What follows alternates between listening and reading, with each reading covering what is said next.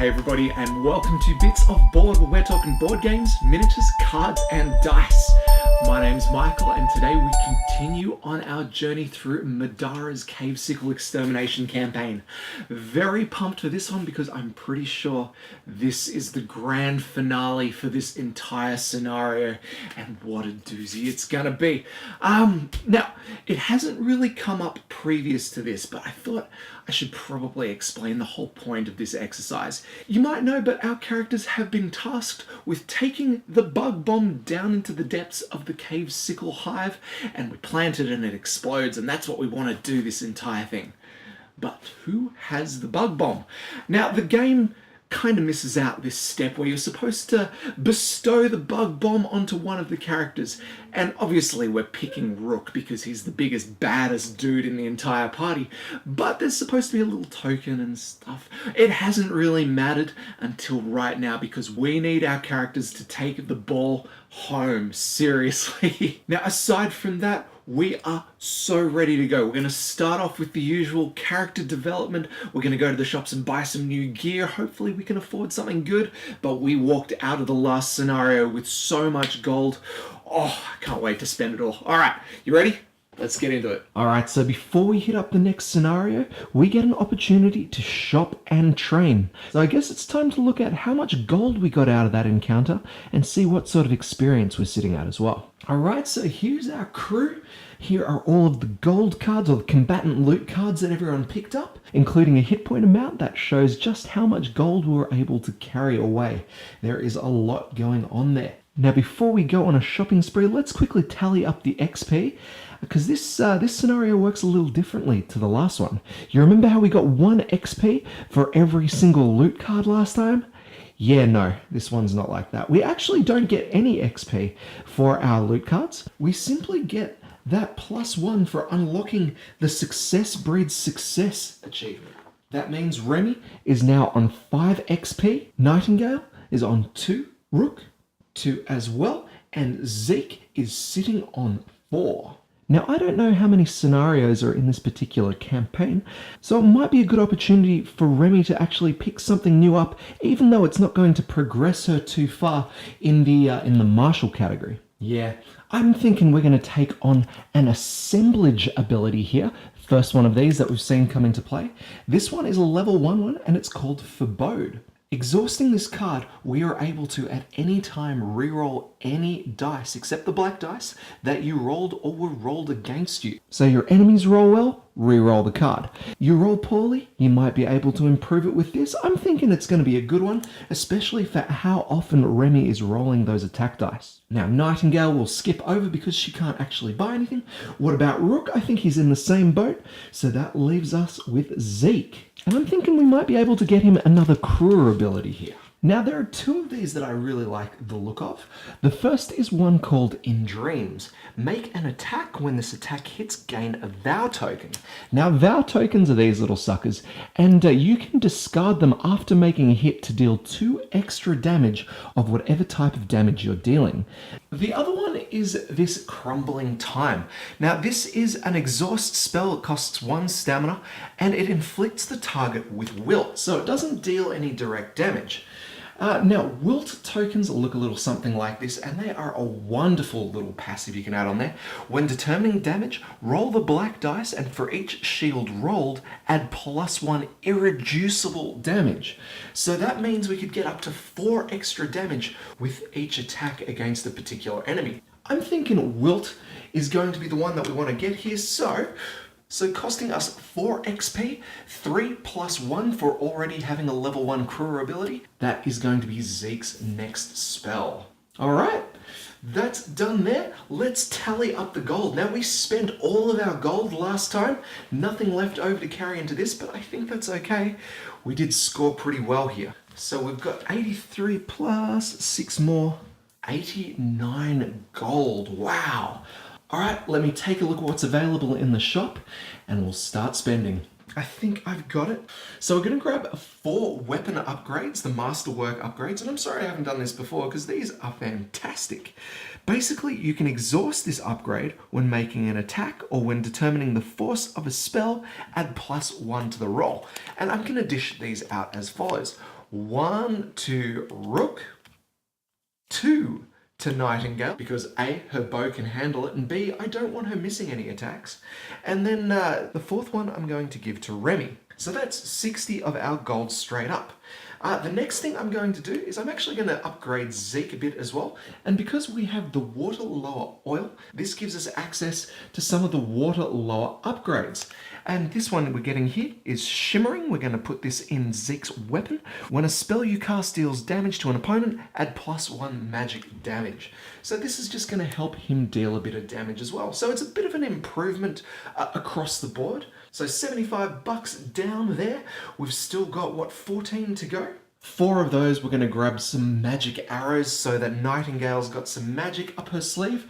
So these 2 plus 1 of her barbed arrows will make up the consumables that she is bringing into this encounter. The other 2 of which she's got to keep in her storage, so she may not be able to access them too immediately. With that done, let's get into it. A foul stench hits you like a brick in the face.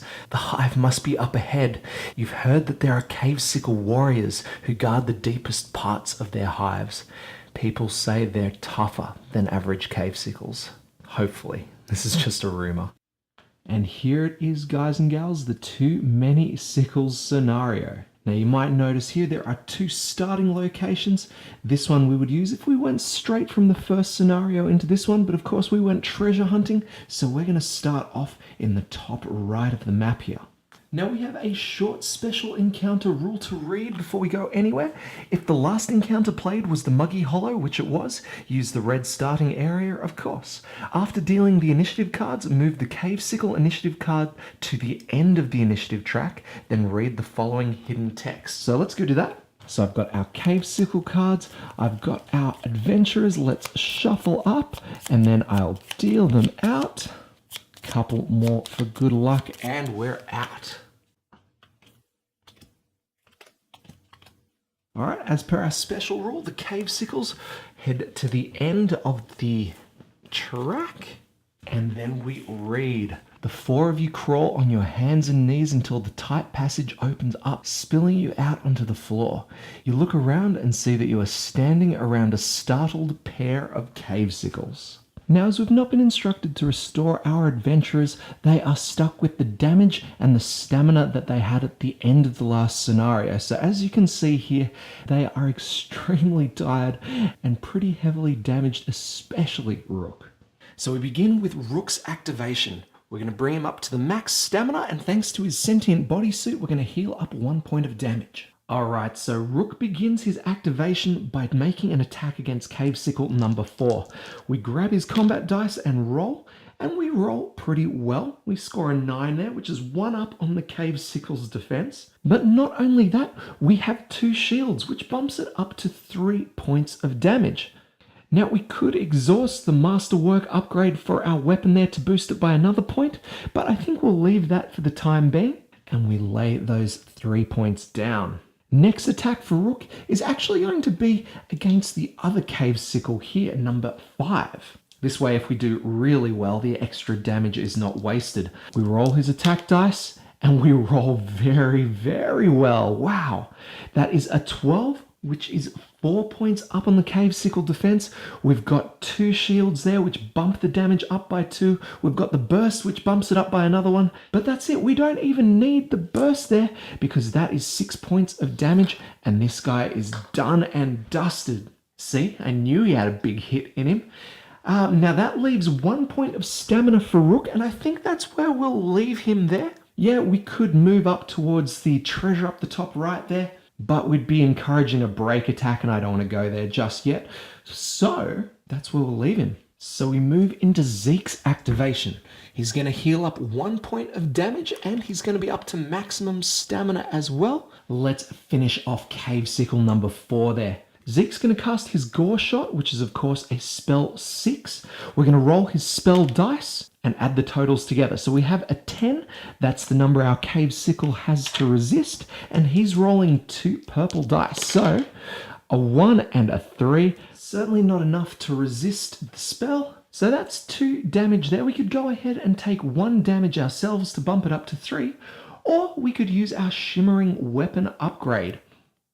When a spell you cast deals magic damage to an opponent, add +1 magic damage. So I'm going to exhaust that to gain its effect, and that is 3 points of damage there, and enough to take out Cave Sickle number 4. And because this is the last of the swarm, we get to draw a combatant loot card, and we gain 9 gold. Well done, Zeke. Okay, so we've got 4 points of stamina left, and we have a couple of options here. I think the obvious one for us will be to try and get close to the treasure and hopefully gain a couple more items out of it. So let's get moving. We're going to go 1, 2, 3, 4, 5, 6, and we're going to need 7 points to get adjacent to it. Well, that is going to cost us 2 points of stamina, leaving 2 left, and we're going to spend 1 of those points right now activating the yellow loot. All right, well, this is a small one. Let's have a look. Gain 1 mundane or common consumable. This is cool. It doesn't state that it has to be random, so we get dibs here. Amazing. Look, this one is kind of interesting. This is the Augur's Pager, and we may discard this to move any initiative card to the front or back of the initiative track. That may be useful a little later on, so I'm thinking we'll take that. All right, so that's it for Zeke. We move to Remy's activation. We give her 3 points of stamina here, and we're going to heal her up 1 point of damage. And then I'm thinking we're going to kill some cave sickles. Or maybe just 1. So we've got 7 points of movement. We're going to go 1, 2, 3, 4, 5, 6. We only need that.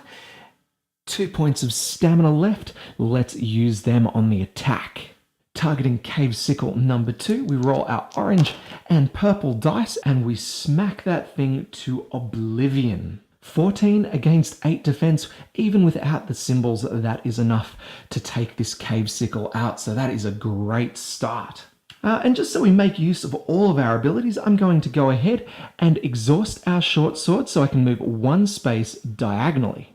This will allow us to get in range of our next Cave Sickle here, and even though we don't have the stamina to attack, we do of course have our Blade Works ability. So we're going to exhaust that and scam another free attack in. We roll our purple and orange dice, a 6 and a 4, not too many symbols this time, but that's still going to be 2 points up. I'm thinking we'll use her brand new assemblage ability to re-roll 1 of our dice. I'll exhaust that and I'm going to re-roll all orange down here, and that is so much better. Again, we start 6 points above its defense. This thing is cooked. Time for Nightingale. We give her 3 points of stamina. Let's see what she got. Now, she's a pretty far way away. We're going to start by moving her. Got 6 points to play with. So we're going to go 1, 2, 3, 4, 5, 6. Now, unfortunately, we would be out of range for an attack here. So we would have to spend 1 more point of her stamina to get in range. Let's do it. 1, 2. Oh, but that only leaves her with 1 stamina left. And that's not going to be enough to attack, so that is her activation there. But you know what? I'm not worried. Had we killed this Cave Sickle, we would have had to take an urgency token. I'm happy to let this thing attack us. Nightingale's activation is done. On to Cave Sickles 1 through 3. All right, first check. Are there any opponents adjacent? No, there are not. Is there an opponent within range of 4? Yes, there is. So he's going to make a ranged attack against Remy. His combat dice are not upgraded, so we're just rolling the white ones. A 3 and a 2. And that's not going to be enough to get through Remy's defenses.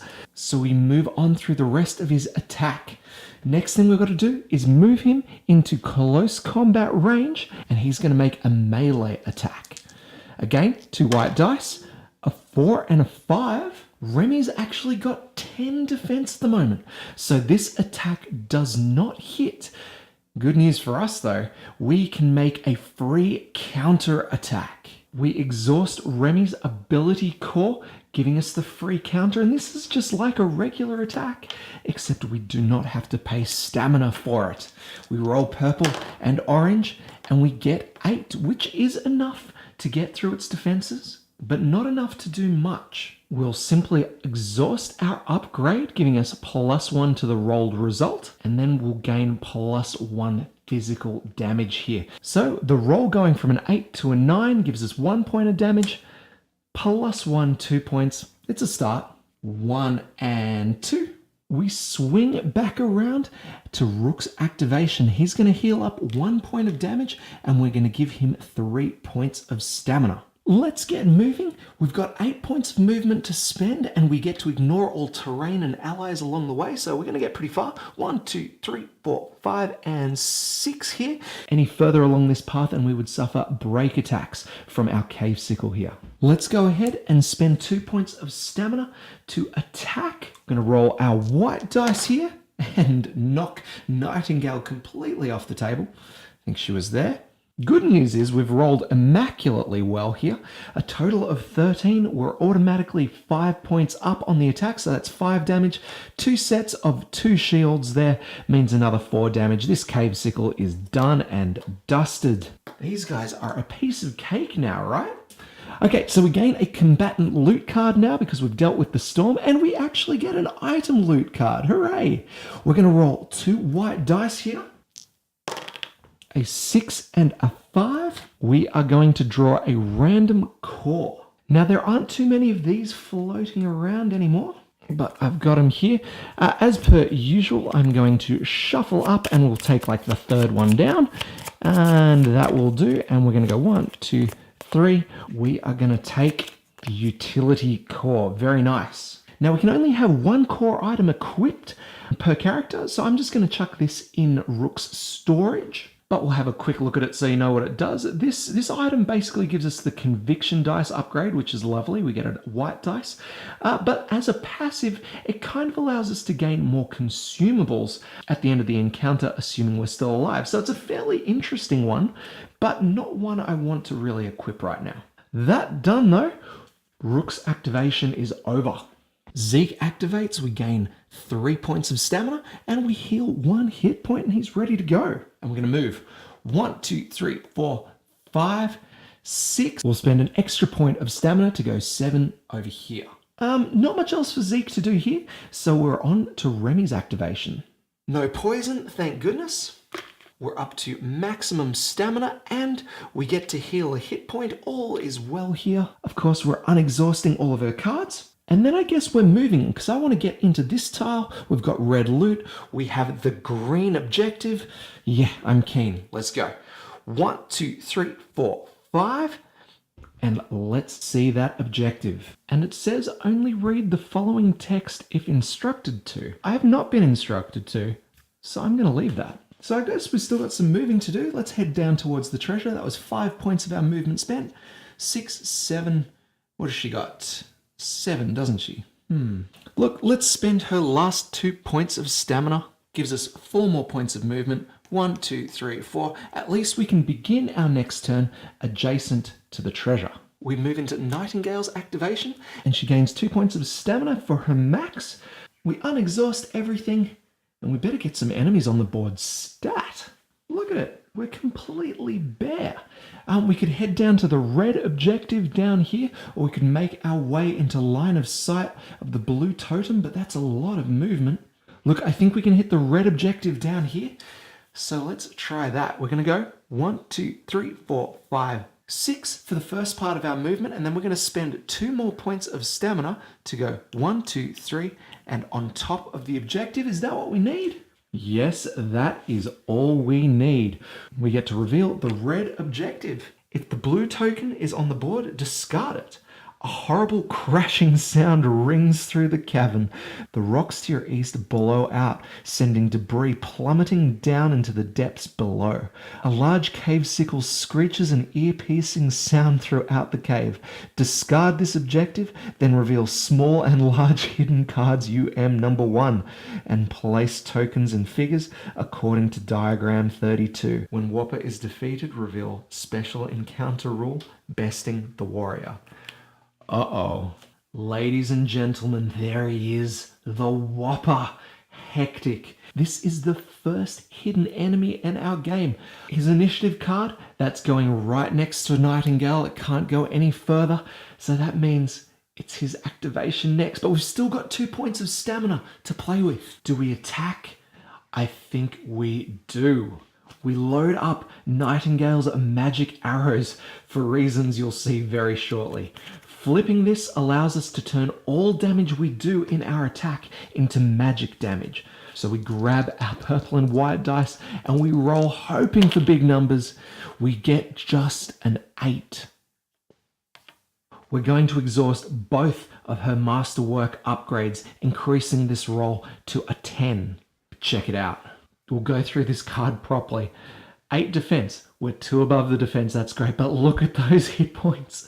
50 health. What? But that's not even the scary part. 2 armor. That's why we're going for the magic damage, because when you're attacking with magic damage, armor means squat. Alright, so we're up 2. We gain +2 additional damage thanks to the shields we rolled. 4 points.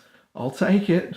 But with that, we move into the Whopper's activation. Let's take a look at this guy. 2 passives, superior sickle anatomy. Not only is he immune to poison, but also paralyze. And he also gains the movement boosts, where movement point cost is not increased by terrain or allies. Additionally, the Whopper will never attempt to jump over dangerous terrain unless he's adjacent to an opponent. So we could potentially use that, but far out, this is going to be hard. He's also got the rally passive. At the start of the Whopper's turn, each cave sickle not adjacent to an opponent moves 1 space towards the Whopper. And then we have, of course, his AI checks down here. He's got melee attacks, he's got ranged attacks, and then he's got an otherwise, which means as long as this guy is on the map, we are not going to gain any urgency tokens. All right, let's see what he's got on the board. Firstly, we check for any adjacent opponents. We've got none, but there is an opponent within range of 6, so he is going to attack hard. Now, I didn't point it out. I wanted it to be as shocking as possible, but look, double teal dice and the black dice here. This guy is going to be tough. Let's exhaust her cloak so we can dodge. We're starting at 10 defense. We gain 3 more, 13. Excellent. The Whopper rolls a big one here. No, he doesn't. Only 10, which means we're safe. The follow-up effects of this attack don't come into play.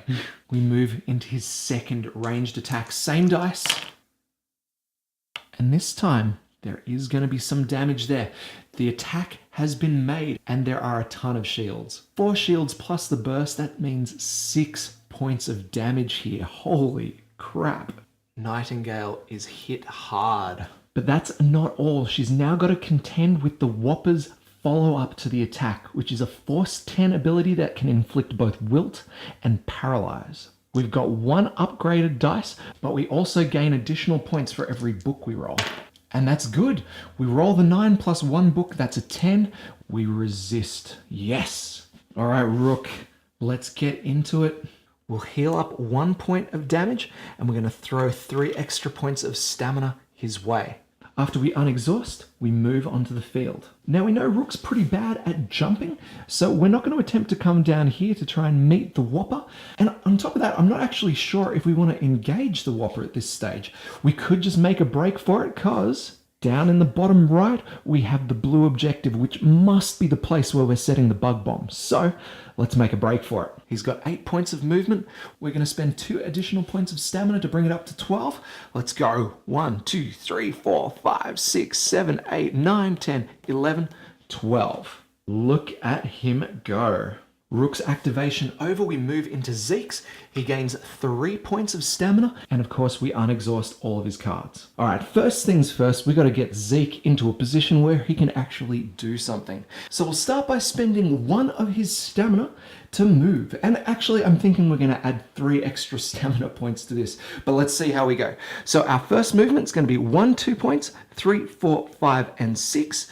And because he can't actually do anything to the Whopper from there, he's blocked by this obstructing terrain, we are going to have to continue with our movement. So I'm thinking we're going to spend 3 more points of stamina. We're going to go 1, 2, 3, 4, and 5 right here. And I reckon we've got the Whopper in our sphere of influence. And we're going to celebrate by using Zeke's brand new crew ability, Crumbling Time. We exhaust this one, spend a point of stamina, and we roll 6. Good numbers right there.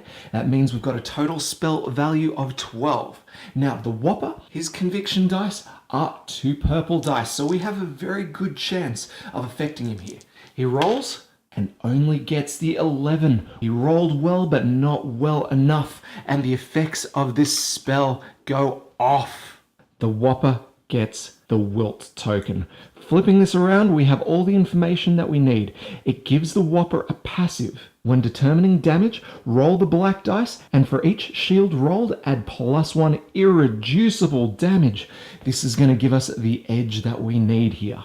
Now, of course, that is Zeke's last point of stamina, so that will mark the end of his turn, but man, we've done pretty well. Remy's up, and we heal her last point of damage there and throw 3 points of stamina her way. Now, it seems silly. I know there is a giant boss monster on the field, but we came all this way for a little bit of treasure, so I'm going to spend her first point of stamina to actually pick this thing up. So let's head to the crawl book. All right, just a little one here.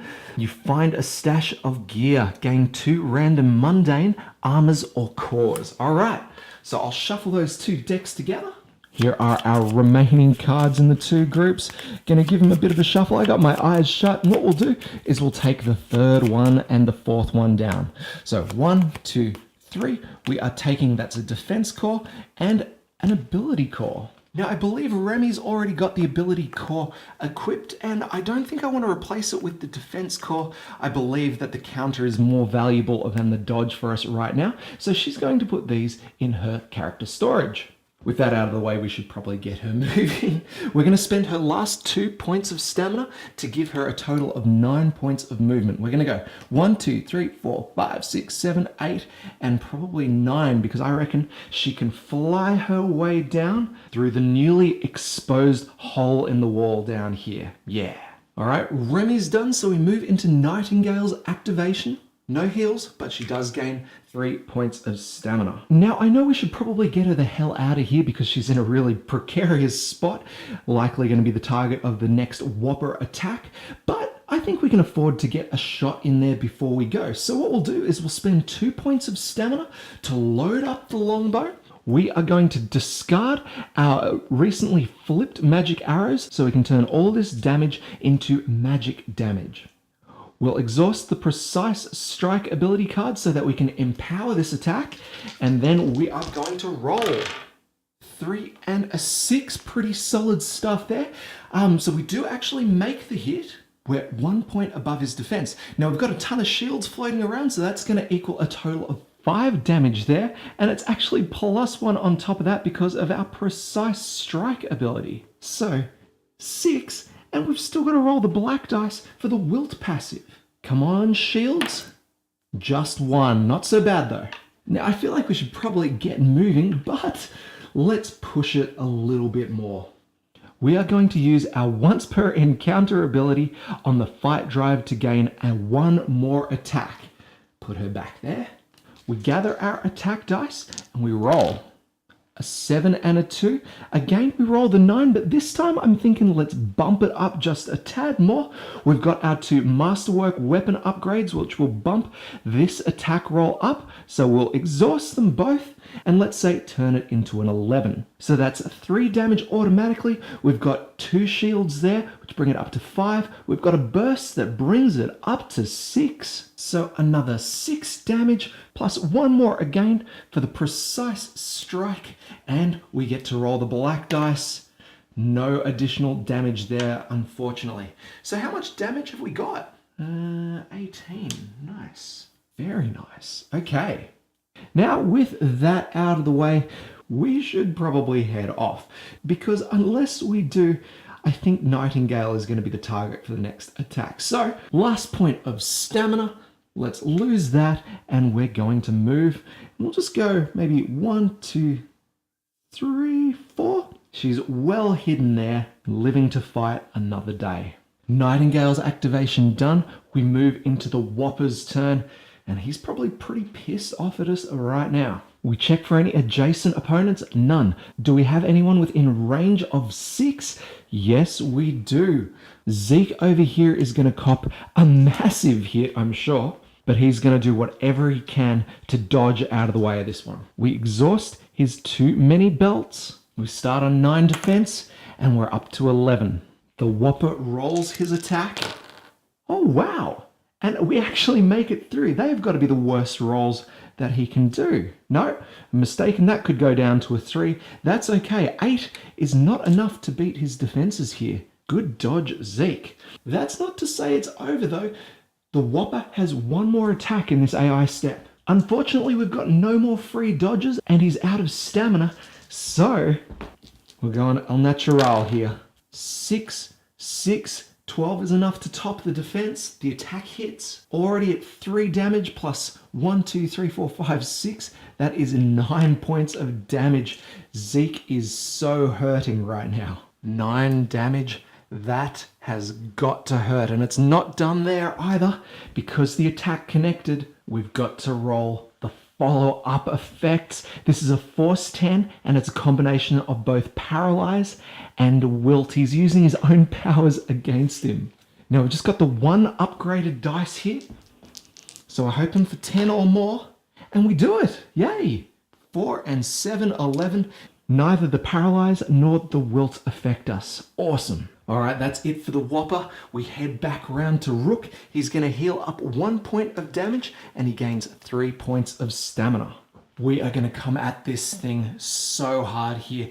Rook is going to spend his first stamina to move, and we're going to move in so close. We've got 8 points to play with, which is 1, 2, 3, 4, 5, 6. You know what? So we don't have to deal with the hindering terrain. We're going to go 7 here and attack corner to corner.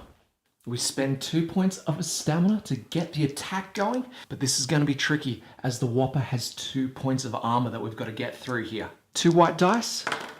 Sweet. For a total of 12, we are 4 points up on his defense. So 2 points of that gets soaked into the armor. Then we've got some shields to play with.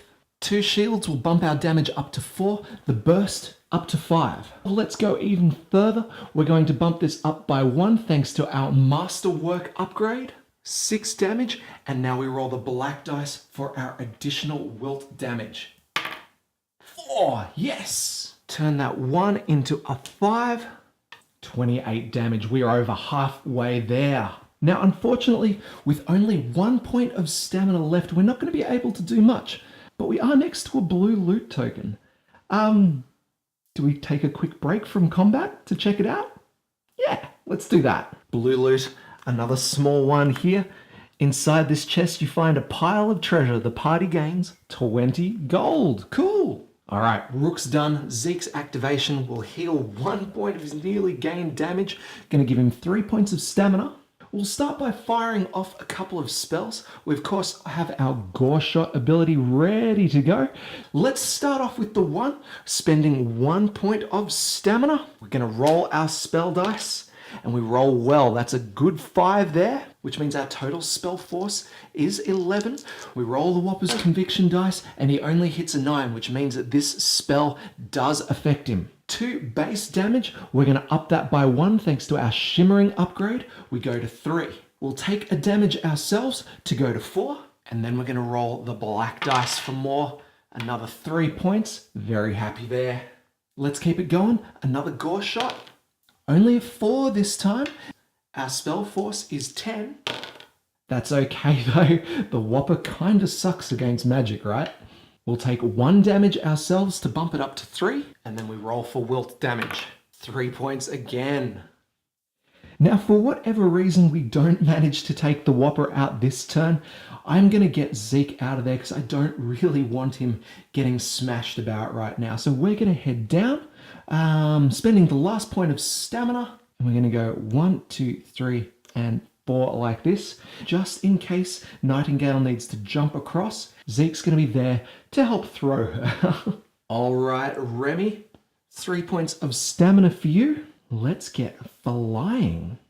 Now, just something that was pointed out to me recently.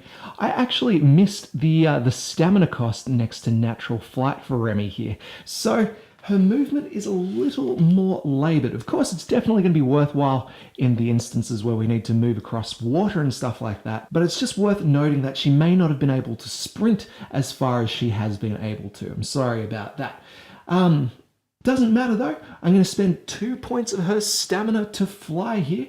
And we've got 7 points of movement to play with. So 1, 2, 3, 4, 5, 6, 7. 1 point of stamina left. I don't think there's much we can do. Well, I guess we should support our fellow adventurers, and we're going to use our Vitality Juice Box, discarding this one, healing 3 points of damage from Zeke, just to help him out a little bit. He is down to 7 hit points. All right, Nightingale's activation now. 3 points of stamina for you. Are you going to be able to finish this one off though? I really hope. So first things first, I think I'm going to opt not to jump across the gap here, just because I'm not confident that the Whopper is not going to get another activation here. He could kill her. So what we're going to do is we're going to move over here so we can get a couple of shots off. But before we do that, I want to make sure that we and our other warriors have as much stamina as possible. So I'm going to use Nightingale's ambitious once per encounter ability, which is going to grant her 2 points of stamina and every other adventurer 1 point of stamina to play with. This brings her up to the maximum, and we are ready to go. 1 point of stamina to move. We're going to go 1, 2, 3, 4, 5, like that. And then we are bang on for line of sight on our Whopper. I'm going to go ahead and exhaust the precise strike so that we can empower this attack. And then I am going to roll. Look, despite the fact that I knocked everyone over, this is not a great roll here. We gained a total of 7, which is not quite enough to get through the defenses. So what we're going to do is we are going to, we're going to exhaust one of our weapon upgrades to increase this roll result by 1, giving us a total of 8, which is enough to land the hit. Now, we're not doing any damage off the numbers, but we do have a couple of damage points floating around. We've got 4 shields, which is going to give us 4 points of damage. Nice. And then we have a 5th point of damage on our precise strike here. So that'll do. 5 points of damage in. Hey, we've only got 4 to go. Let's go ahead and roll the black dice for our wilt damage bonus. And I don't believe it. 4 freaking points of damage right there, guys. That's it. That's it. The Whopper is done. Yes. We go to the crawl book and we are reading Besting the Warrior. Whopper lets out a death rattle as it rolls onto its back, legs curling in on itself. You feel a great sense of accomplishment at besting such a foe. Instead of drawing a combatant loot card, gain 1 random mundane, unique item, and each adventurer gains 1 XP. Awesome. All right, so I've got our remaining uniques. We're going to shuffle this one up, and I'm going to take the third one down. 1, 2, 3. What have we got here? The Sword of Dominions. It's a short sword. It allows you to move diagonally on exhaust. It combos well with swords, upgrading this from a white to an orange dice. And it gives you a reroll on your combat dice as well. Awesome. As a passive, when you defeat an opponent during your turn, an ally within Sphere of Influence heals 3. Oh my goodness, that is phenomenal. Wow, the Whopper is dead. So Nightingale still has 2 points of stamina left, but that is going to do it for us. The Whopper has been defeated, and no enemies have had an opportunity to attack this round, so we gain an urgency token.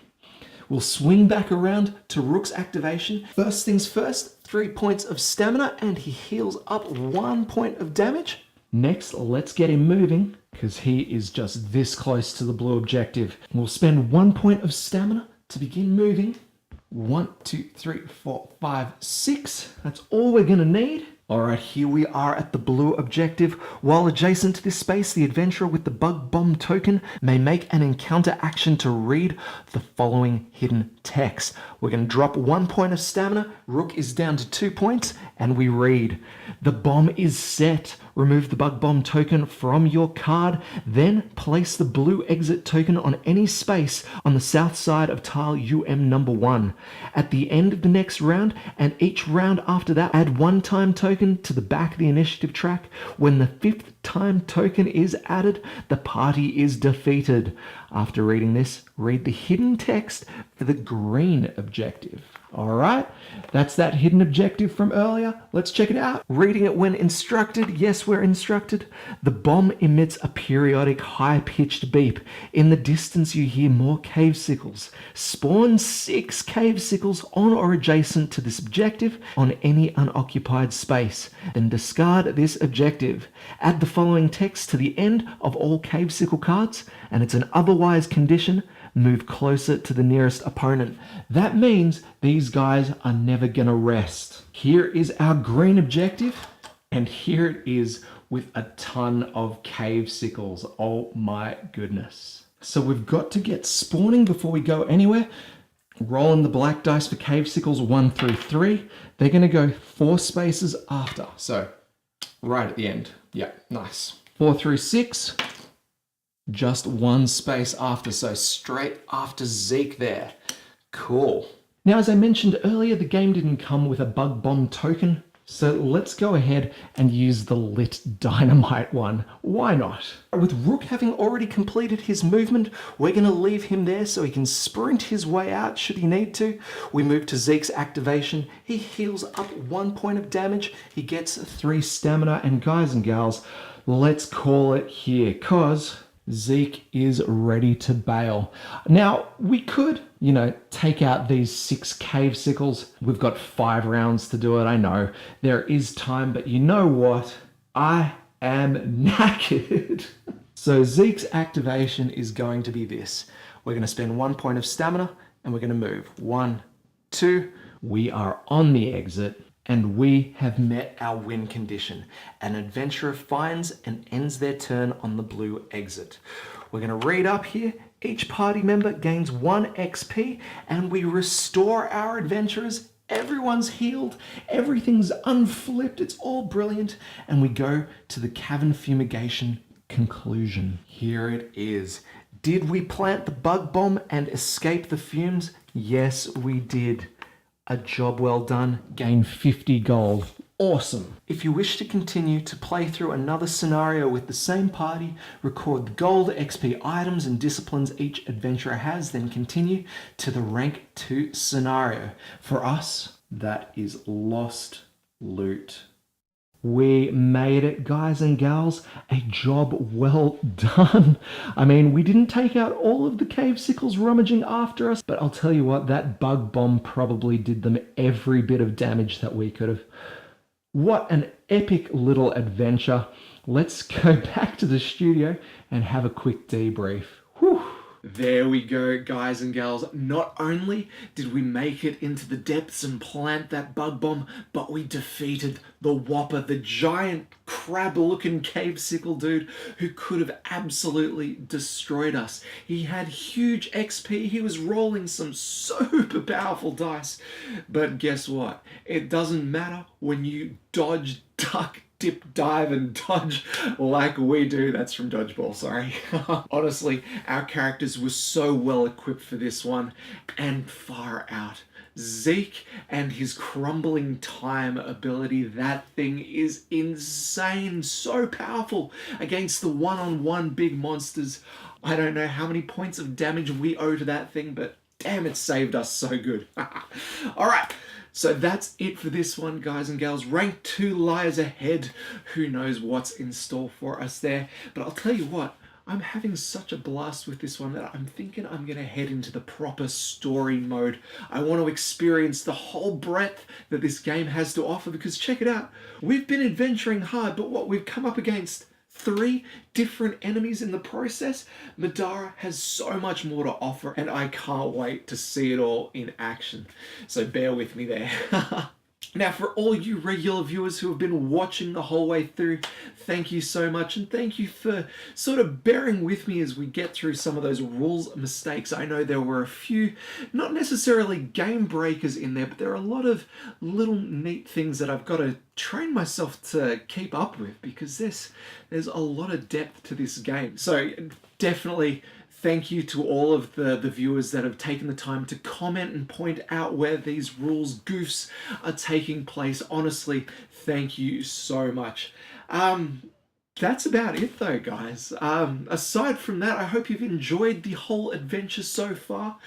If you have, make sure you like, comment, and subscribe, and do all the things that you guys can do to help this channel hit the almighty 1,000 subscribers. We are like 15 away, far out. I am so excited to reach, and that is an absolute game-breaking milestone for us here at Bits of Boards. So if you haven't subscribed, make sure you hit, there'll be a little button here. I know how to do that now. Hey!